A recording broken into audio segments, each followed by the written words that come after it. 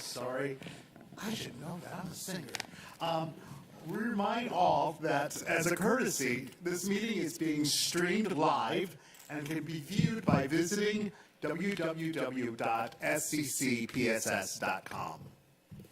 I would ask Ms. Olivia Hale Miller, our board secretary, and welcome in your new position. If this meeting has been advertised in accordance with the requirements of the law, and she assures me it has. Today, we will have a general overview of the agenda. Informal meetings of the board are designed primarily for the board to hear information and discuss important topics.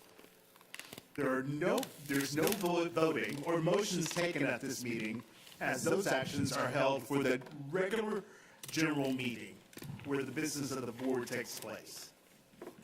And now I welcome our first presentation.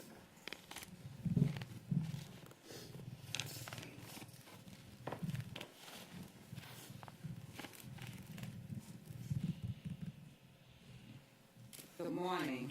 Good morning. Mr. Moss, board members, Dr. Lovett.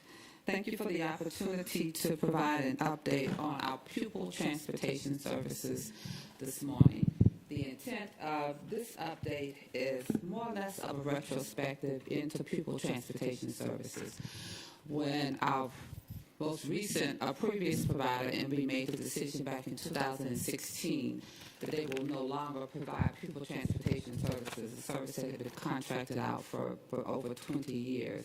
The board made the decision to transition pupil transportation services back into the district, with the district being held responsible for recruiting, maintenance of the fleet, the entire operation. So we're going to take you back to a retrospective of when we started there, the number of drivers, the costs associated, the number of students we transported, both charter students as well as our choice programs. You'll be able to see over this presentation our ridership, our staffing levels, where we were in 2016, where we are currently, the number of routes, the number of vacancies, the efforts that we've put in place relative to upgrading our fleet. There was a time when we had buses that did not have AC, which was a challenge not only for students but for staff in Savannah, Georgia. So we overcame that with the support of the board with funding to be able to purchase new buses that could make it more conducive and comfortable for our students and for our staff. You'll be able to see where we were relative to having a bench. A bench means that we had drivers that in the event there was a call out, there was an emergency, drivers would be readily available to fill those slots. We operate right now without a bench. So we'll take you through all of that information, talk about some of our partnerships, our relationships, how we've worked with other entities in an attempt to be able to provide additional services and to be able to expand what we call is premier pupil transportation services. Our goal is to be able to transport students safely to school and to home daily. One route, one driver, but within that route, there are multiple runs. We'll be able to take you through how you can follow a driver. What happens to that driver who clocks in at 4 o'clock in the morning or 4:30 in the morning, and he or she clocks out at 5 o'clock in the afternoon, when there's a driver shortage, and he or she is now running 3 or 4 additional routes. And they're doing it with finesse. Those are the drivers who are dedicated to our cause. Those are the drivers that we want to retain. Those are the drivers that we want to be our model drivers, those dedicated drivers. So you'll be able to also see, we looked at some of our partnerships. We looked at some of our other school districts within our RESA collaboration. How they're retaining drivers. What is their starting salary? What are their incentives, and how do they match up to what we're doing here in Savannah-Chatham County? So again, thank you. We welcome the opportunity that we have the entire informal session to be able to bring this information forward, for us to be able to determine what are our next steps. Can we expand? How do we expand? How do we continue to recruit aggressively for drivers and retain drivers? We'll also hear from our human resources partners who will talk a little bit about how we're recruiting, what those efforts are. It's a very aggressive recruiting model, and we want to continue to work together with our human resources profession in that area. So with me this morning, we have Tammy Perkins, who serves as our lead director. We also have Ms. Annette Keisha Lang, and we also have Tim Burns with us as well. So we'll go ahead and we'll get started. We provided you with documents in advance, quite a bit of documents, but we wanted to make sure that you had it so you could see where we are and where we have come from. We've scaled it down, but we're going to make sure that we go through that information, provide you with the data, and provide you with the information so you can see exactly where we are. We recognize what some of those challenges are that we face. We want to be able to share those, and so we can come up with a plan. We continue to work. Our efforts, we never stop working. We're always looking to see how we can improve upon those services. And right now, it really boils down to staffing and drivers. We have the buses. We have the fuel. It's a staffing issue. Being able to bring drivers on and retain those drivers. So I'm going to have Ms. Perkins go ahead and get started, then I'll come back before you. Good morning, Mr. Moss, Mr. Smith, welcome. And it is always an exciting opportunity to share the inner workings of what it is we do in people transportation. Oftentimes, individuals may have one idea and only see the surface, but it is always a pleasure to talk about what it is we do on a day-to-day basis. So as Ms. Kegler said, we want to take a look back as we talk about what it is we're doing now, always looking back to see how it is that we got to where we are today. As we indicated previously, in 2016, for the 2015-16 school year, the 16-17 school year, transportation was brought in-house. The district made the decision that they would take on sole responsibility for the transportation of its students in operating an in-house transportation program. At that time, we were transporting approximately 26,000 students who were eligible for transportation, and we were budgeted for 364 driver positions. During that time, when you look at going from contractor to district-operated services, there's really only one market for school bus drivers. School bus drivers are a very unique group of individuals, so essentially we took the drivers who were contracted drivers and just moved them over to district drivers. We like to say they just basically changed caps. They took off their contractor cap and put on a district cap because they are essentially the same group of people that you will find in the market for school bus drivers. So we brought those individuals on board. We had a budget position of vacancies of 364 individuals. We started our operations for in-house transportation. As we progress in in-house transportation over the course of years, as other districts and other states across the country, we began to see a decline in driver enrollment or driver employment with the district. And so that is not unique to just Chatham County or the state of Georgia. It is happening. It was happening across the country. So as we began to look at what was happening with our driver pool, we started taking an in-depth analysis of what our routes were looking like and how we could improve our efficiencies and look at how we were actually transporting students. So we looked at our driver numbers, we looked at who we were transporting, how we were transporting those students, and determining if there were options to come up with different models on transporting those particular students. So we came up with different proposals over the course of years on alternative models or transportation services that could be provided for our students. So the first model that we looked at was in 2015, and we called that the Consolidated Stops Plan. And that plan was designed as we were looking at our services. As an example, when we talk about some of the inefficiencies and how our routes were set up, when we were transporting students for our charter and choice schools, we found that that particular area or group of students were the areas where we found the most inefficiencies. As an example, when we looked at a route that was designed for a charter school, that particular route was only able to transport 8 students. When you look at the time necessary to pick up those students based on where they reside to get to that particular school, you had to have a bus that was only able to take 8 students, starting as early as 7:55 in the morning, traveling approximately 37 miles to get students who lived out in the Georgetown Highway 17 area back to their particular school on time each day. We saw that replicated in other routes across our operations at the time. This bus was only able to take 9 students to go to the south side to pick up students in time to get back to their school. Notice that we had what we call deadhead miles. Those are miles that are just empty. You're not transporting anyone at that point. It's just the driver and the bus.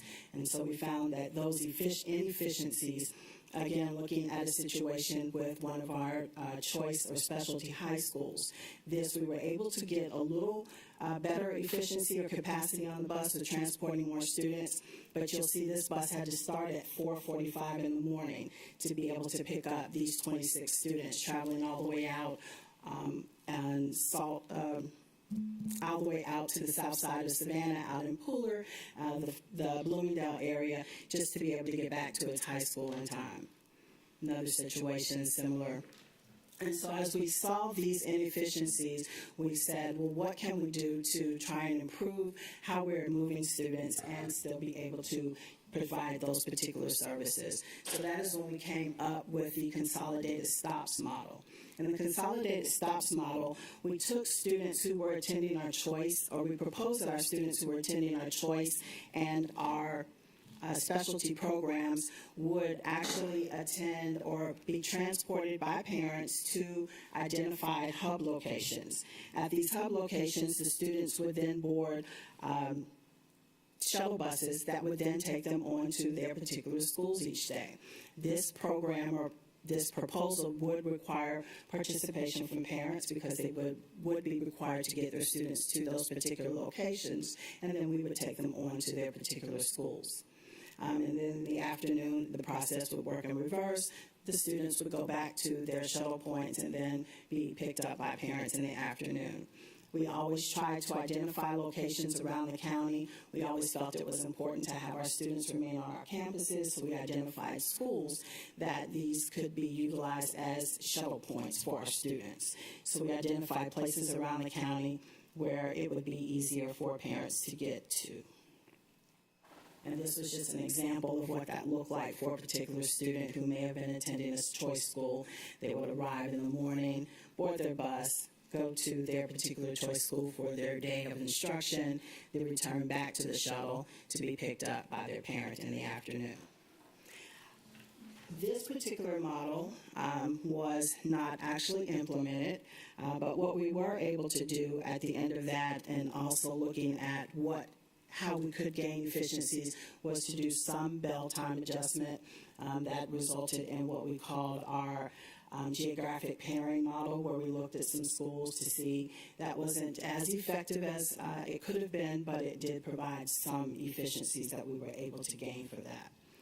Then moving forward in 2019, we looked at a different model for a hub system, and that was focused more so on our high school students, recognizing that previously there were some concerns that came out of the previous model that was presented with taking into account parent responses, other responses on some of the issues that were challenging for that particular model. So this plan was focused on just high school students attending choice programs.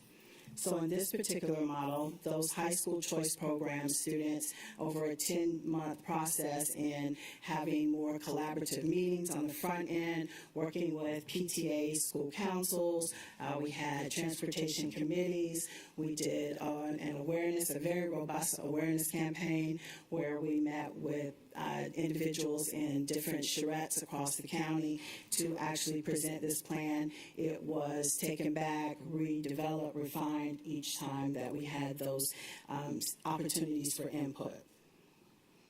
So in the high school choice hub model, high school students would be transported in one of three ways. If they were a choice student attending a choice program outside of their zone, they would be transported via the hub system.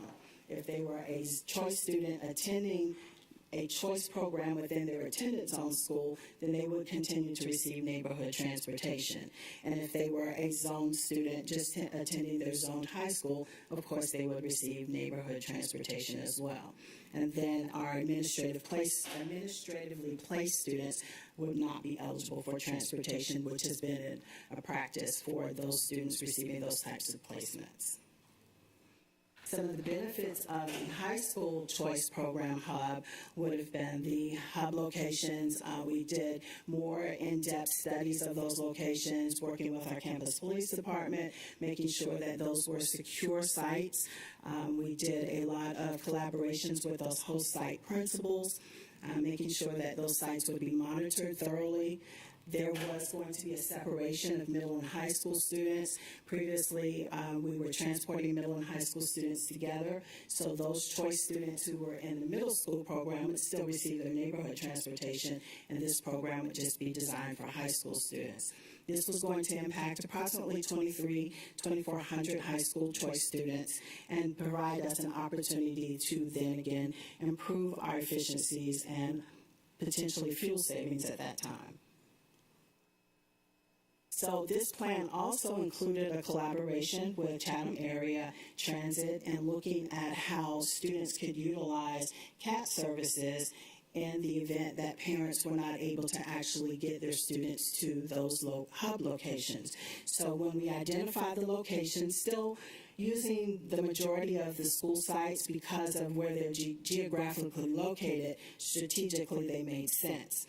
But looking at where CAT could also provide those services. And you'll notice in the west end of the county, as it is still now today, CAT just does not have the ability to provide services in those portions of the county, but in other portions of the county, theoretically, a student could take the CAT bus to the hub site, get on the shuttle bus, take the shuttle bus to their choice school, and then return in the afternoon, take the CAT home. So this is just gives you an idea of what the student population would look like at those hub sites when we were trying to divide the students based on where they attended and then determining what hub site would be the ideal hub site for them to attend. We did find, and this was one of the things that we found to be problematic in the plan, was that some of the sites did have an increased number of students on the host sites, which was a concern for some of the schools as well as some of the parents. So again, based on some of the concerns that rose from this particular plan, this plan did not move forward to implementation, but this also was during the time period when COVID came on board, and so that did make changes for a lot of the programs and plans that were actually in the works at that time, and causing us to readjust on a lot of things for transportation as well. So moving forward to March of this past year, when we were recovering, coming back out of COVID, more students were coming back to school. We had made some decisions on prioritizing students and who we were able to transport and how, looking at a possibility of returning services to a particular group of students, and what a hub could possibly look like for just students who attended our dedicated choice programs. Those schools that did not necessarily or did not have an attendance zone, but students only attended because of those particular programs. And so we have in our district 6 of those dedicated schools. And so part of that program would have presented some other challenges, of course, driver capacity for us and other shortages around the district when we're talking about having supervision at hub locations through our campus police department, who is also experiencing some capacity issues in their area as well. This particular plan would have had a elementary or K-8 student attending a dedicated choice program, riding to school from their neighborhood on their neighborhood high school bus, taking that bus to their neighborhood high school, getting on a shuttle bus. That shuttle bus would then take them to their choice school for their instruction day. At the end of the day, they would take a shuttle bus back to their neighborhood middle school and then take their neighborhood middle school bus back home, to their residence. And this was designed so that we could have the dedicated programs match up with the existing bell schedules. And so part of the problem with this is elementary students would be riding on buses with high school students actually arriving on high school campuses each day, and then they would have a different bus and a different campus for their afternoon ride. So that did seem to be a challenge for a number of students. And this plan did not go into implementation. So this is just an example of how the routes could have possibly been developed for some of those dedicated schools. When we look at a school like Woodville-Tompkins and you take a look at where students are actually clustered who attend that school because they are attending from countywide, this particular model would have resulted in an additional 18 routes to be able to shuttle those particular students on that type of model. Looking at students who attend STEM, potentially 18 routes for that particular program. Garrison, another 16 routes. As I indicated earlier, always over the course of years, having those opportunities where we could to reach out to Chatham Area Transit. There was a time when we met with previous executive directors. We've also had those conversations with their current executive director. Once she came on board, I think we may have been one of the first groups to reach out to her coming on board. We've also had recent discussions with them. They are in the process of a master transit plan, and they are committed to ensuring that the district and the public school system is included in how they are developing their master plan. So we are continuing those opportunities where we can. They also are experiencing significant driver shortages. They've had to make changes in their fixed routes and their frequency. So they have not always been able, they haven't been able to offer any particular assistance with regards to adjusting their routes to accommodate our students, but they do remain committed to working with us for future collaborations. So that was a look back on some of the things we have done to get us to where we are today. So as we begin to look at our operations and how we are functioning at this point, to get us to January 2023. So as Ms. Kegler said, we have buses. We just don't have drivers to operate those buses. And so I want to take some time to give you a breakdown of what our operation looks like with the number of drivers and how we function each day. So right now, we have approximately 200 routes. Sometimes that number fluctuates depending on whether or not maybe 1 to 2 routes if we have to delete a route, or sometimes there's a need to add one. But we've been pretty steady at 200 routes for the past several months. And so this consists of services that we provide to students in priorities 1, 2, and 3. And you'll see a little later on, and I'll remind you that priority 1 students are those students who have an IEP that indicate that they are required to receive specialized transportation services. That also includes our students who are under McKinney-Vento, as well as our ELL students. In priority 2, those are our students who are attending their choice, they are zoned elementary, middle, and K-8 school. And then priority 3 are our high school zone students. So those 200 routes, due to significant vacancies and our driver capacity, are dedicated to those particular priority levels. Something else to understand, as Ms. Kegler started mentioning earlier, under normal operations, 1 route equals 1 driver equals 1 bus. In the current state that we're in now, in a number of our routes, because we are having to double up, sometimes 1 route equals one, or one bus equals one driver, but that could sometimes mean 2 routes on any given day. That could sometimes mean 2 routes plus 3 stops from another route. So that does vary, but ideally, 1 bus would equal a route, would equal a driver. So that is just something to keep in mind when we're looking at how buses operate. A route normally would consist of at least 3 tiers, a high school, a middle school, and a K-8 or an elementary school. Most of our routes are operating at those tiers now because we just do not have the ability to have routes just operate 1 tier. Everyone is dropping off, then going back and picking up the next group, and then going back and getting the next group. So that is how our routes are operating at this time. We have any given day 15 to 20 call-outs, which reduces the number of drivers that we have available each day. Our drivers are moms and dads, they're grandparents, they care for children.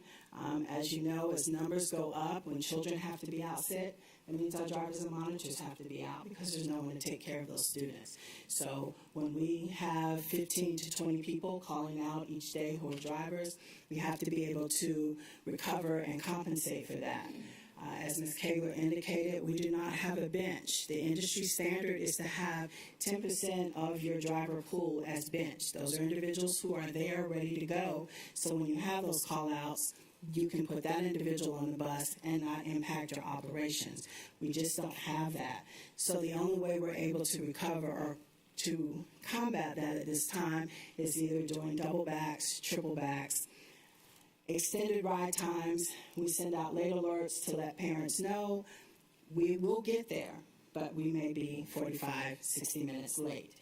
We are also utilizing all credentialed transportation staff. If you can drive in transportation, you drive. To give you an idea on how that impacts our operations, we have 5 field supervisors. They drive. All 5 of those field supervisors are on buses every day. Out of our 13 mechanics, 5 of them are on routes each day. We have 4 lot monitors. The 4 lot monitors are on buses each day. We have 4 routers. Those 4 routers are on buses each day.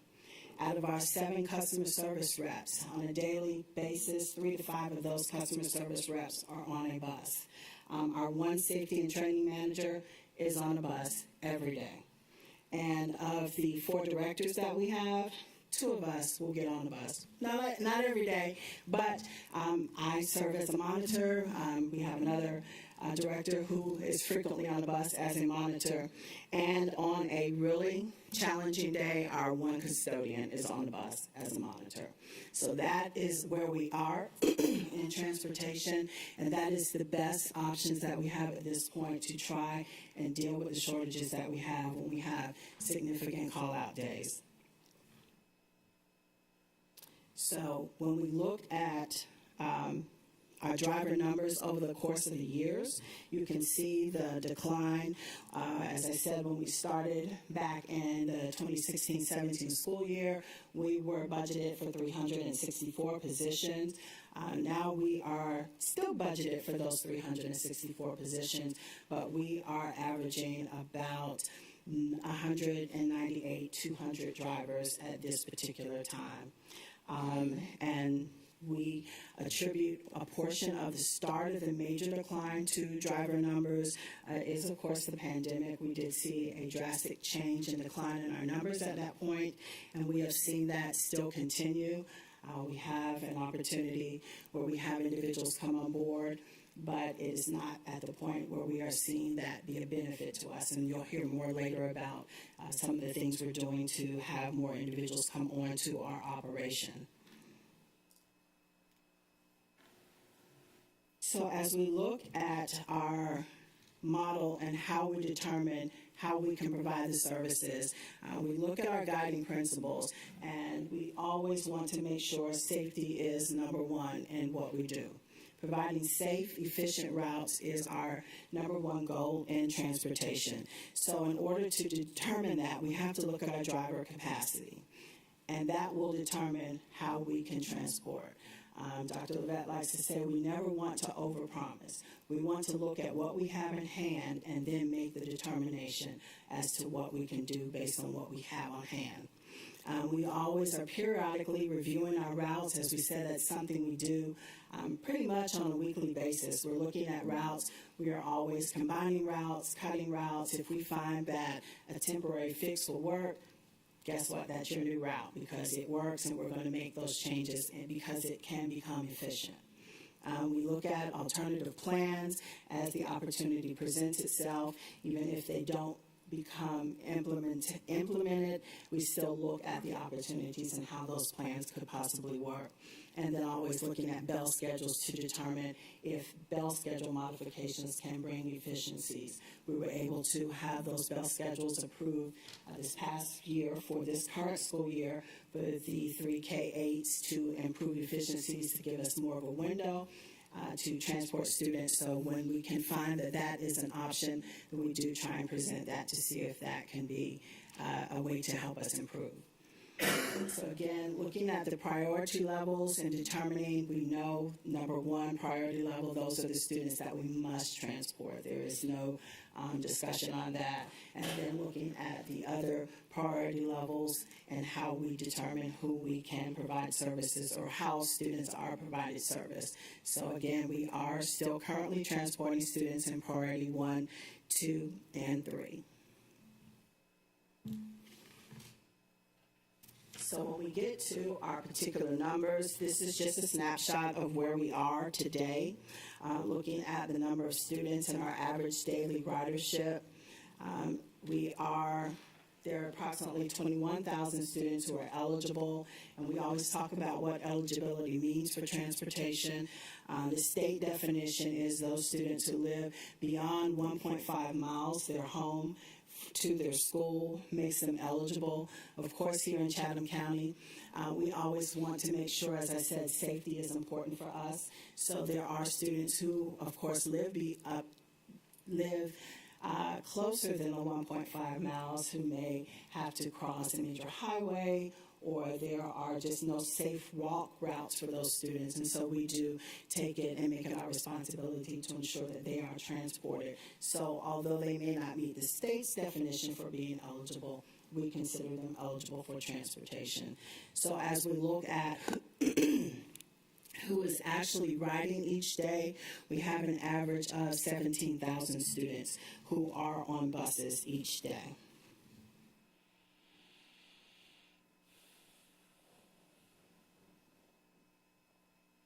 So as we look at our current challenges, we do not have a bench, and that has been significantly challenging for us because, as I told you earlier, how it impacts our overall operation.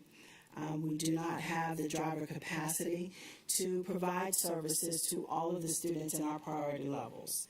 We have our driver shortages are impacting our operations, and as I had indicated earlier, we have seen the steady decline over the course of years for our driver numbers, and that has presented quite a challenge for us.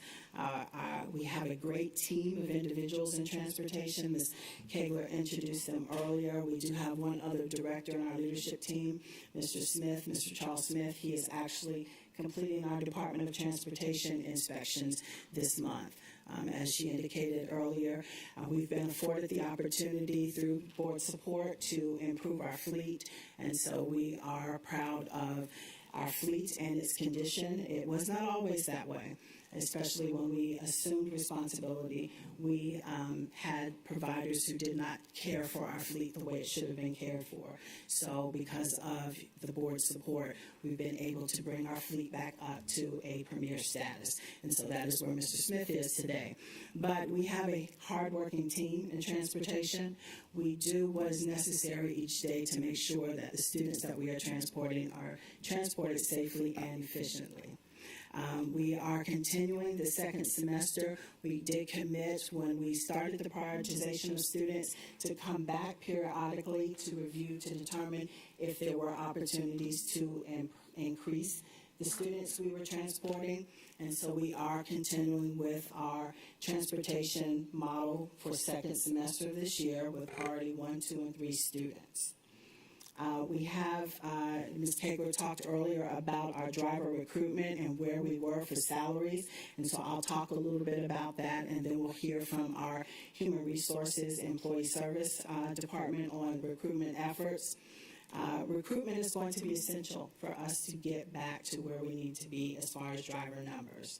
When we look across other counties and we look at how our salary ranks and pairs up with other counties, right now in our district, the starting salary for a school bus driver, no experience, is $17.78. The average salary of our driver is $23.45.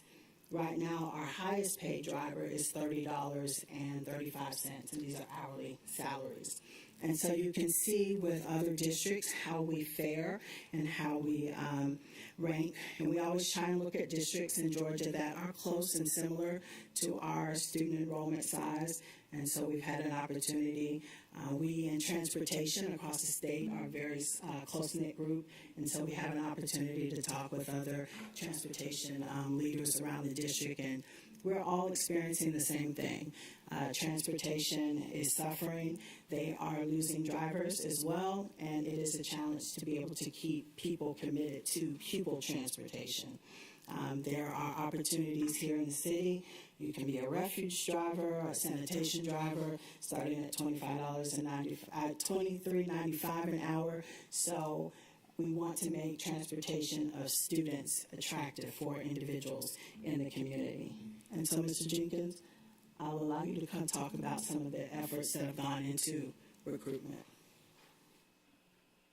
Good morning.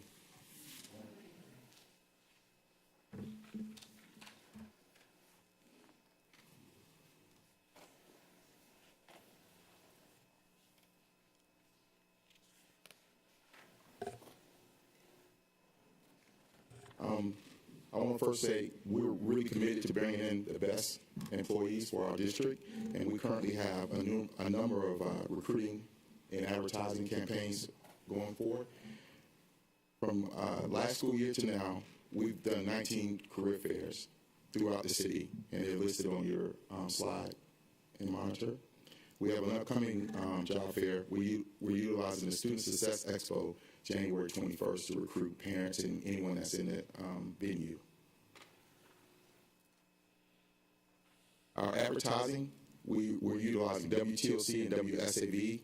We've done 754 commercials. Our commercials have actual employees of Savannah-Chatham County Public School in them.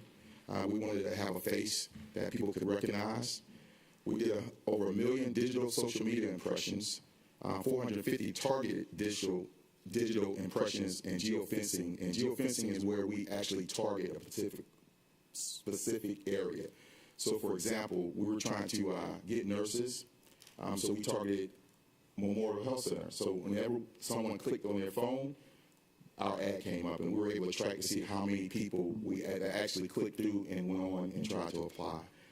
We did 2 Facebook Live broadcasts and 30 morning break segments. We also did radio with Quality Rock and WSOK. We're currently advertising in periodicals, the Veterans Journal, where we're trying to reach and get all veterans, and the Herald.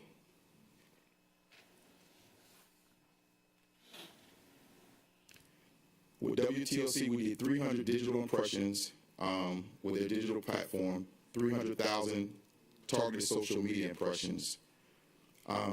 We did 75 over-the-top commercial impressions. So basically, for those viewers or people that are looking at the internet on television, our ad went over there what they were watching. So they were able to see Savannah-Chatham County Public School System and get more information. We did 75,000 streaming online commercials during WTOC live newscasts. WJCL, we did 207,000 over-the-top impressions and 232 commercials. And we're projecting to do Overthought Mall advertisement this year as well, okay, starting this first quarter. Our current vacancies, unfortunately, are 135 drivers and 30 monitors. Hiring from July 1st to basically the end of December, we did 11 school bus drivers and 17 school bus monitors. We also have currently a new hire supplement for transportation in critical areas, drivers and mechanics. We offer a $500 supplement after successful completion of the CDL training program and hire. We have a retention and attendance supplement program up to $6,750 distributed in increments throughout the year for our drivers. We also have an employee referral program, which is when someone's referred and they're actually hired, they get $250 for referring a candidate. And the candidate, the new hire must work 90 days. And that's it. Thank you. Thank you, Mr. Jenkins. So you can see that there's been a lot of effort. We work closely with our Human Resources Department in addition to these actually scheduled recruitment efforts. We are walking billboards. I say all the time, I take every opportunity to ask everyone, I'm in church, do you want to drive? I'm at the grocery store and individuals recognize us if I have my badge on and they find out where I work at. Would you like to come and be a bus driver? And so we all find it important to make sure that we are always asking individuals who may want to come drive a bus. Also, and I think this was left out of my slide deck, but I think in your slide, in your packet, slide 24, we wanted to talk to you, I think Ms. Kegler alluded to it earlier, about the follow the driver model. And we just wanted to give you an idea and a glimpse into the day of one of our drivers. So this is pretty much a typical day for one of our drivers. We picked one of our routes that leaves pretty early in the morning. And this driver is one of our drivers that does a lot. She's always willing to help out. That driver clocks in at 4:45 each morning. Once she leaves, she gets to her first stop at 5:30 in the morning. She actually transports for a high school, a middle school, and an elementary. So she arrives at the high school at 7:13. Then she leaves the high school and starts her middle school route. Her first middle school stop is at 7:26. After she picks up her middle school students, then she drops the middle school students off at 7:55. After she drops off the middle school students, then she starts picking up her elementary school students. She drops her elementary school students off at 8:33 each morning. After she drops them off her first elementary stop is at 8:33. So then she goes and drops the elementary students off at 8:55. At this time, when she's finished dropping them off, she comes back to the parking lot, and she usually clocks out about 9:14 in the morning.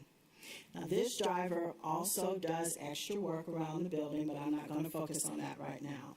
But actually, 9:14, she is free to leave for her break.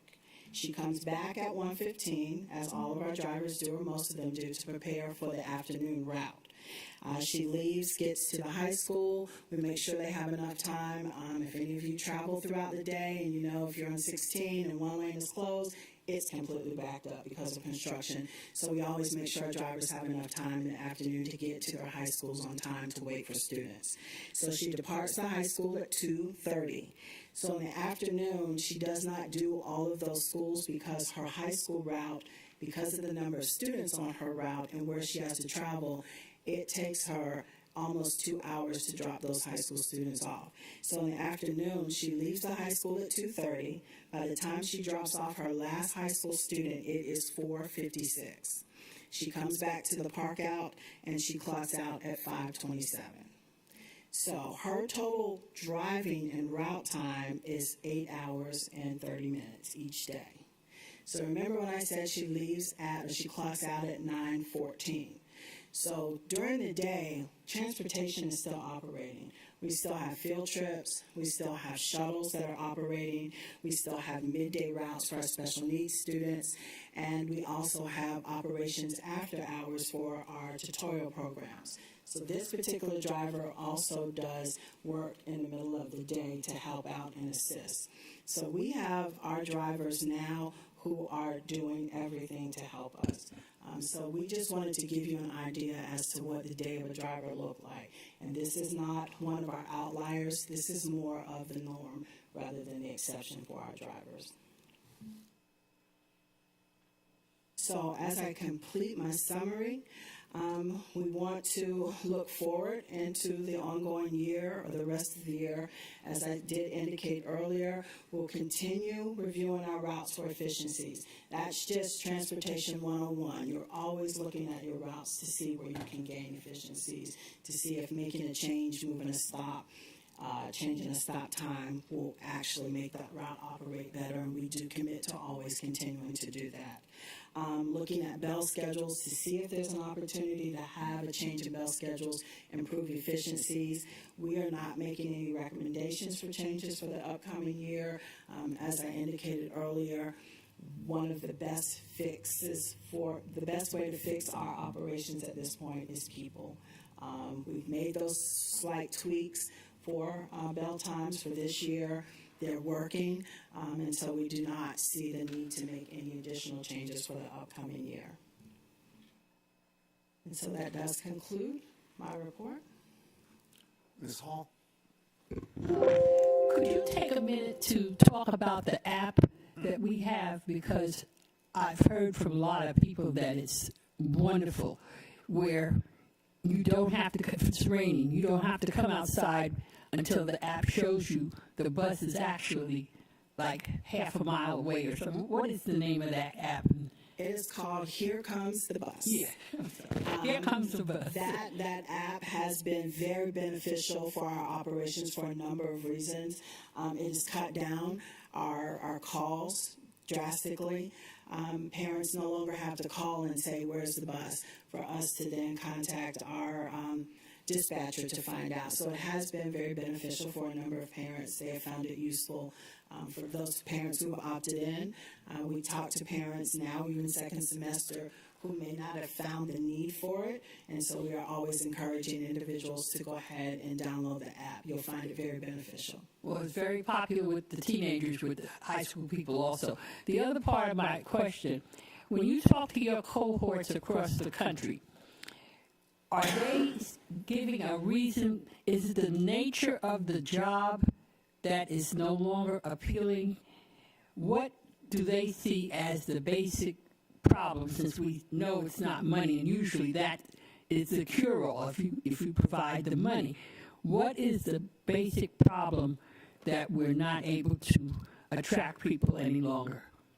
I think it varies based on where you are. If I were to talk to someone maybe in the metro Atlanta area, they may be losing drivers to the metro transit system. They may be losing drivers to some of the colleges and universities versus here in Chatham County, where we may see our drivers staying in the transportation industry. They're just not staying in pupil transportation. If you have a CDL right now, there are a lot of opportunities. Everyone can take a CDL and do something else. Everyone can't take a CDL and be a school bus driver. Okay. Okay, Dr. Hoskins, then Mr. Smith. Thank you very much. And thank you for this report. You know, having lived all of these discussions, you've done a really, really good job. You and your team have done a really good job of distilling what our process was, because we deliberated a lot, we got information and digested it, so thank you for the distillation. That was the main reason for raising my hand. But then piggybacking on Mrs. Hall's comment, it seems like it is school bus driver lifestyle that people are less interested in now than they were, and you may not have the answer to this question now, besides knowing that you can take that same CDL and work another position where you have, as Dr. Levette says, packages that don't talk back. If you know, is there a place, or is there a place that is the Apple of school bus drivers, or the Google of school bus drivers, where people just really want to work there? independent of the position, there's a work culture around it that is exceptional, and people really, really want to do that there. That would be the kind of thing you would see on CBS Mornings. Everybody else can't get bus drivers, but this one group can get it because there's some special sauce happening there. Is there any place where bus driver culture is still very attractive, or is just this part of the employment shift that we've seen in the past? We know 3 years, but really we were having this problem before that. That would probably require a little more research.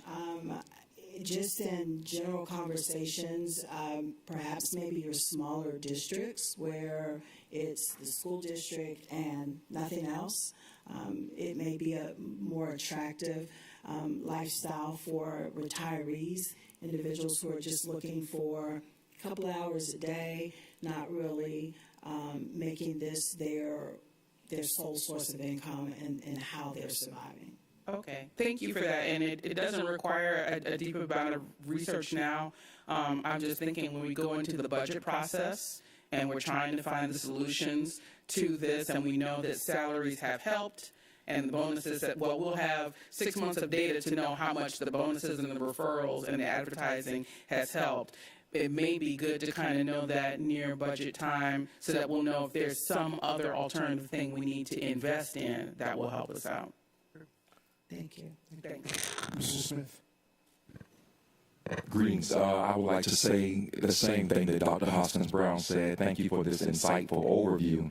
I would like to add that I would like to commend all of the workers in your department for doing a job well done. While we have a ways to go, I can understand that the lack of support makes each worker work that much harder. And I would like to commend you for what you're doing, and I hope that we could assist you in these efforts sooner rather than later. Thank you. Mr. Kaczmarek, I forgot your name for a minute. I echo my fellow board members. Y'all work really hard behind the scenes for little affirmation and thanks. So thank you. And this was a really good summary of all of our discussions and efforts over the years. I'm going to disagree with Ms. Hall a little bit. I think it is about the money. I just got on Indeed while we were talking, and there are CDL jobs starting at $25 an hour. They're offering them $2,000 a week. And we've had this discussion before. This is not, new. We've looked at money. The issue is we can keep throwing money at it, raising salaries, but then we've got a whole plethora of other employees and other classifications. And so as we go through this budget process, I think it would be helpful to be reminded of, if we raise salaries $5 an hour, what does that do to the other pay bands and the other positions, and what is the real cost there? Because we can't just put them in a silo and say, okay, all of you make $35 an hour.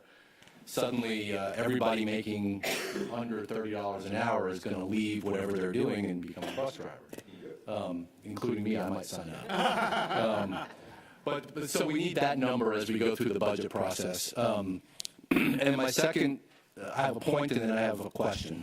The point is, what I think the transportation team has done a really good job of is running the business of transportation while still keeping, at least paying credence to the needs of students and families.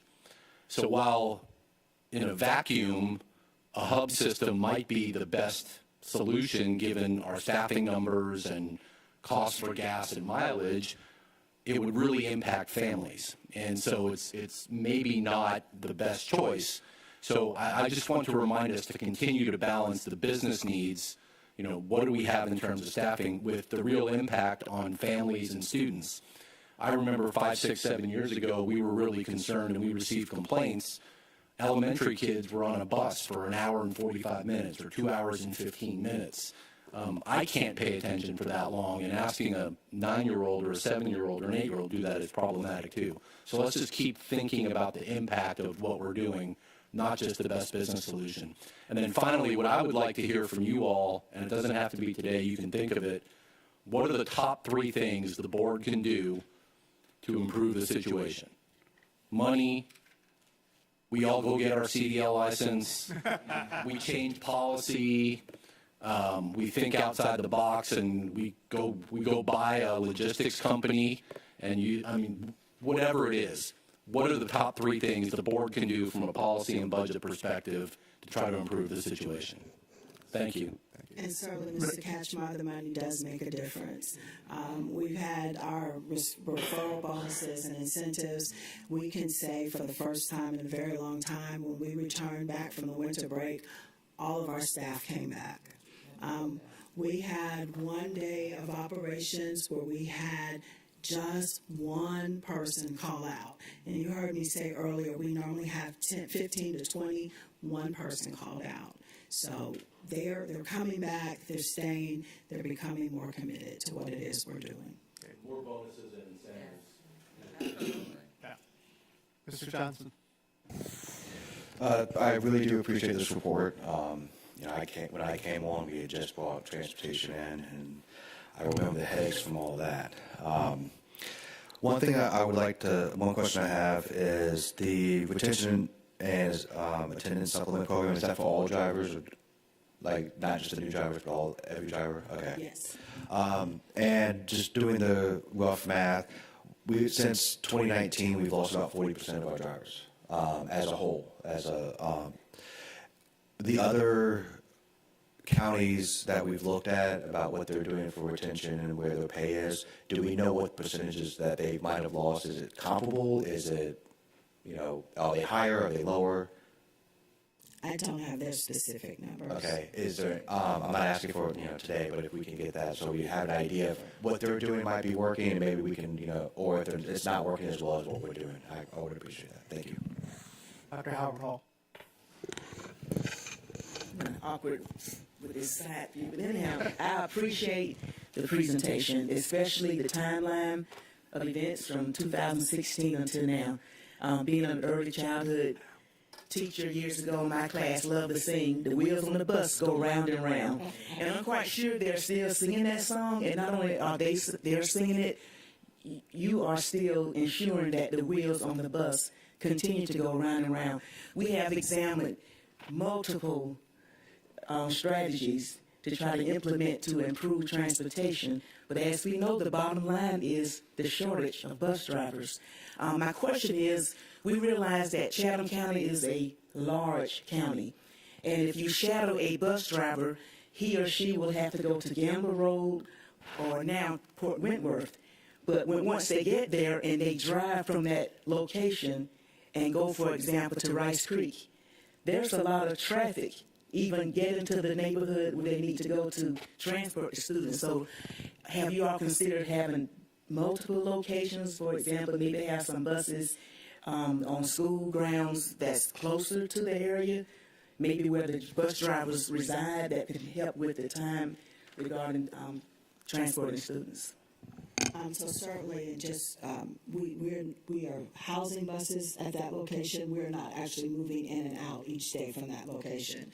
So previously, we had 3 parking locations. We've condensed down to 2 locations, and so we are at Gamble Road.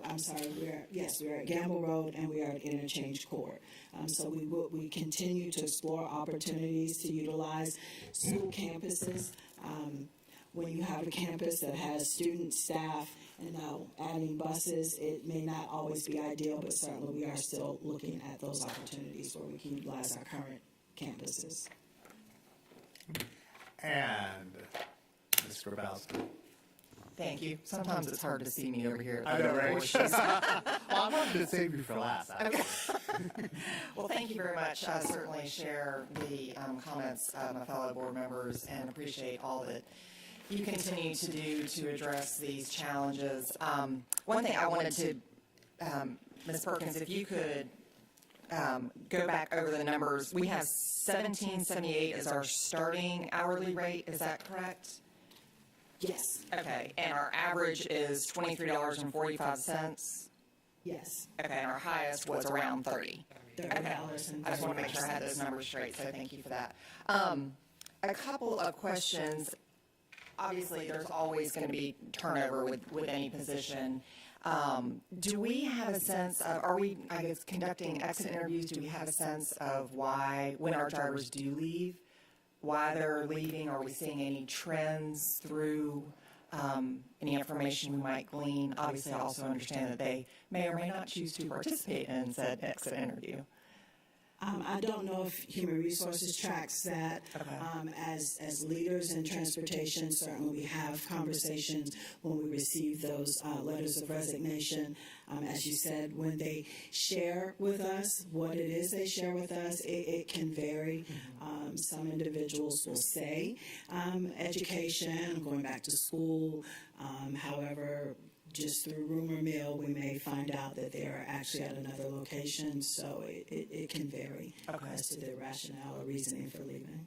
And kind of in a related vein, we all recognize the value of a CDL license, and that's part of the benefit that we provide to new drivers coming in.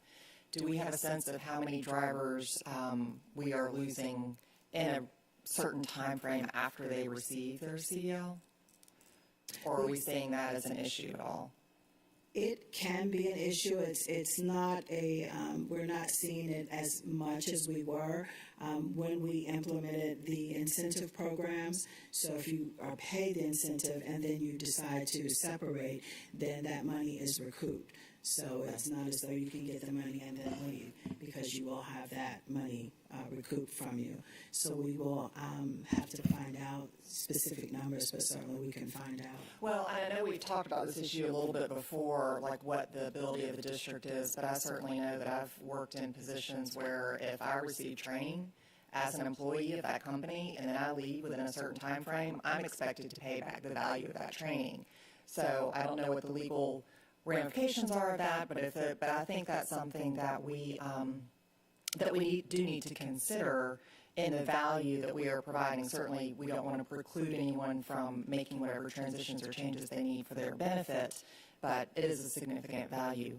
And then to your point about retirees, sometimes like the flexibility of the schedule. But if you're a retiree, you're probably not going to want to work an 8.5-hour day that starts at 4:45 in the morning. So are we able to provide, but I also recognize we have to be fair to all of our employees. So are we able to provide flexibility to meet someone where they are if they only want to drive 4 hours a day? Or is there a minimum expectation of how many hours you have to drive a day to be employed? We can certainly provide that flexibility. I don't know if you recall previously when I showed the advertisement for our firefighter, Mr. Williams, who only drives on those off days from his full-time job. We have other individuals who are in that same position. They have a full-time job. They may only work for us a couple of days a week. We have a couple of drivers who only work mornings, who may only work afternoons. So we are extremely flexible. So Ms. Carey will say if they can drive 30 minutes, we'll take them. Yeah, and is that included in the promotional material that we're doing in our recruitment efforts as well, that flexibility? Because I think that lifestyle has been a big shift that we've seen come out of the pandemic, and the reason that so many people have changed jobs is just understanding the value of quality personal time and how it balances with the rest of the demand. So I'm glad we're able to offer that flexibility. I think that is the end of my questions and comments. Thank you so much. Thank you very much. So I have first of all, great presentation. Thank you. I will tell you some of the pages I was looking at, and there were so many colors. I was like, oh. But great presentation. We have the Success Expo coming up, or the Choice Expo coming up. You know, one thing that we have to keep in mind, and I understand our challenge. I understand more than you know the big challenge of not having the drivers. I believe that based on that, we need to be upfront with our parents that are signing up for choice schools and let them know that they won't have transportation. As of right now, they will not have transportation. It's a hard thing to say, but it is. I think it's better for our parents to know that up front than their child go through, apply, and get accepted, and they can't go. So please, let's be honest with our parents. If I could point out, I think we started a few years back indicating that transportation was not guaranteed. And in the last two iterations, as well as in this one, you may not even complete an application without acknowledging that transportation is not included. Okay. So, but I like the fact that you bring that forward so that we have an opportunity to reiterate it. When the application is available to you, before you can even complete it, you must indicate that transportation is not provided, and before you can actually submit it, you must attest again that the application indicates clearly transportation is not provided. So, thank you. Along those lines, understanding that, I know that we have an equity committee, and I would really like to explore, if we are going to talk about equity, what that will do to our choice programs if we're limiting it to children whose parents can provide their own transportation. I think it affects it. That's just a statement. I have a question though. When you were talking about the other people who are driving in addition to the drivers, are they included in that 198? No, sir. No, they're in addition to that 198. And my last comment is, and I'm going to echo what Sean said, and it's something I just like in general, is please come back to us with what we can do to help you solve this. Everyone knows I don't like the fact that our choice schools and our charter school kids are not provided transportation because, as far as I'm concerned, they're not provided choice. But we want to work with you. We want to help you solve this problem. So if we could come back with a timeline, and I'm so glad, we were in talks with Kat. It's about creative solutions, and I really appreciate that. But if we could have a timeline as to letting us know what we can do, where we are with Kat, where we are in general, so that hopefully next school year we can come back and say, parents of choice in charter schools, we've solved it. And now I think Dr. Levette has a comment. Yes, please. I'm sorry. So again, thank you for the hour. It was well used. We wanted to be able to bring the information forward to you because that's important that you see our work, and our work is always ongoing. Regardless of where the children, which building they go to off the street, they're our children, and we recognize that. And it's heart-wrenching to us that we cannot transport the kids, and that's why it's so important that we continue those efforts of recruiting and retaining the drivers, because that's where our challenge rests right now. So we see our drivers, we see that greater commitment, and that's why I wanted to make sure I pass it on and remind Ms. Perkins of the fact that all of our drivers returned after the holiday. We were on pins and needles, making sure that we could fill those routes, but they were there. After the 2-week break, they were there, ready to drive. So you see that commitment. You see some of the things that we've put in place that's working, and we want to continue that richness and embracing and making sure that we're addressing their needs as well. So we're going to continue our work. We're going to continue those efforts to partnership.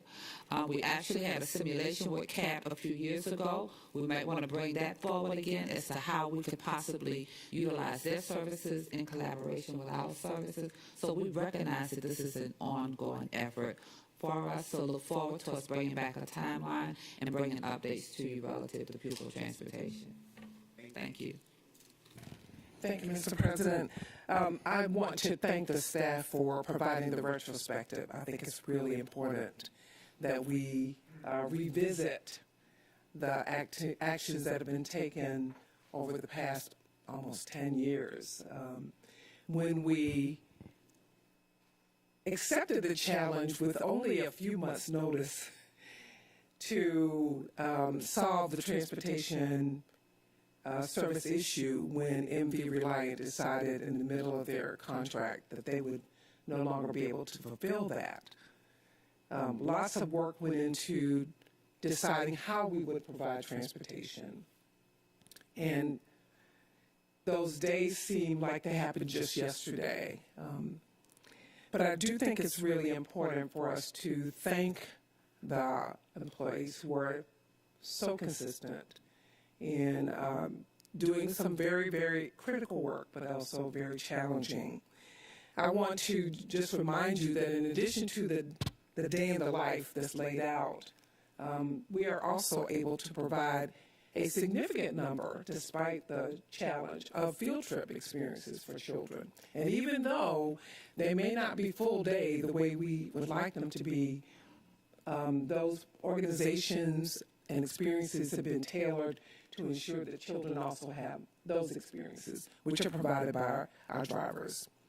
The transportation to games and to other competitions also provided by our The midday runs, stated very simply, but are a big part of that organization. So our drivers who are coming in maybe for a 5-hour day are essentially working 8, 9, as you see, 10-hour days. So we want to thank them, and we also want to give a big shout out to our mechanics who make sure the buses are in operating order. Mr. Smith is not able to be here this morning because we are also inspecting buses daily so that they are able to continue running. Mr. Katchmar, I really appreciate your comments about compensation. We have, with the support of the board, been able to provide additional compensation and stipends and additional incentives for our drivers. And I will just remind you that every time we do that, there is an effect because we also have other shortage areas. And we want to make sure that those shortage areas are also addressed. So we're looking forward to the opportunity during the budget preparation to look at how all of that will impact compensation packages for school nutrition, maintenance. We have a custodial shortage. And so we have people working almost the same kind of schedule, working in central office and then leaving from there and going out to the schools because we have vacancies there. So the problems aren't unique to us. If you are reading anything, you're finding that those challenges are with us everywhere. We've heard lots of people suggest there are creative solutions. We would like to hear them so that we can address these issues and try to solve some of these problems. But I want to end by just thanking the staff for accommodating my request to provide a retrospective. I think retrospectives are helpful. I hope they've been especially helpful for Mr. Smith and Mr. Moss because they haven't lived through these, as Dr. Hoskins Brown reminded us. She's kind of lived through all these conversations. And also want to thank our parents who have been especially accommodating during this shortage period. And hopefully we'll be able to find some new solutions. Thank you so much. Anyone else?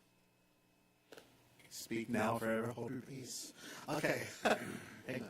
Until next month. That completes our agenda for the informal meeting. I will now ask for a motion to move us into executive session where we will consider matters that are closed to the public as allowable by law, to include student matters, personnel, legal matters, security, and real estate. So moved. Let's say, Dr. Y'all are going to have like name matches up here so I can see it. Dr. Brinkman, and it was seconded by Dr. Hall. So, all those in favor, thank you. Thank you very much. Yes.